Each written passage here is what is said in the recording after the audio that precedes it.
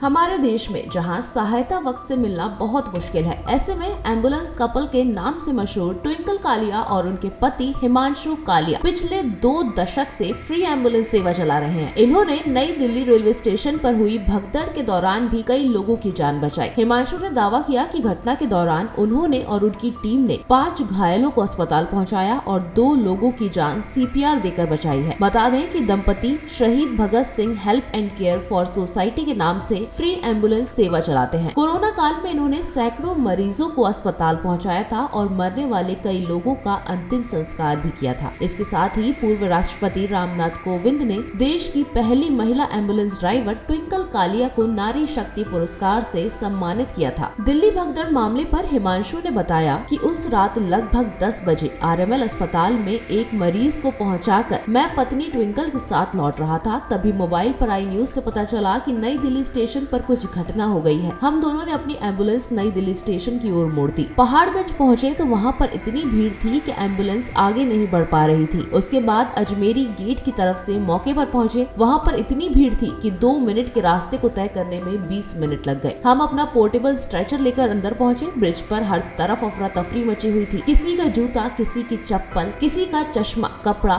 सब यहाँ वहाँ बिखरे पड़े थे। एक बुजुर्ग के पैर में पट्टी लगी थी। उन्हें शायद पहले से चोट लगी थी, लेकिन भगदड़ में फिर से चोट लग गई और उनका खून बह रहा था। मैंने एक कुली की मदद ली और बुजुर्ग को ट्विंकल के साथ एम्बुलेंस तक भेजा। इनके जाने के बाद जब मैं आगे बढ़ा तो 16-17 साल का एक लड़का रोता मिला। उसके पैर में फ्रैक्चर हो गया था। मैंने उसे सहारा देकर बाहर निकाला और एम्बुलेंस तक ले गया। इस दौरान हमने अपनी 2 और एम्बुलेंसेस को मौके पर बुलाया और उन एम्बुलेंस के साथ आई टीम भी लोगों की मदद में जुट गई थी। इसके साथ ही हिमांशु ने ये भी बताया कि स्टेशन पर 2 लोग बेहोश मिले, लेकिन पुलिस उन्हें अंदर नहीं जाने दे रही थी। तब उन्होंने कहा कि मुझे CPR देना आता है। उसके बाद मैंने दोनों को CPR दिया और उनकी जान बच गई। इस दौरान स्टेशन पर प्राइमरी केयर की कोई व्यवस्था नहीं थी। अगर होती तो कई और लोगों की जान बच सकती थी। तो ये थी एम्बुलेंस कपल की बहादुरी और दरिया दिली की कहानी, जिन्होंने अभी तक ना जाने कितने लोगों को जीवन दान दिया है। जहाँ सरकार और पुलिस प्रशासन भी मदद ना कर सके, वहाँ ऐसे फरिश्ते जरूर पहुँचते हैं। बात की जाए दिल्ली में हुई भगदड़ की, तो आपको बता दें कि इस हादसे में 18 लोगों,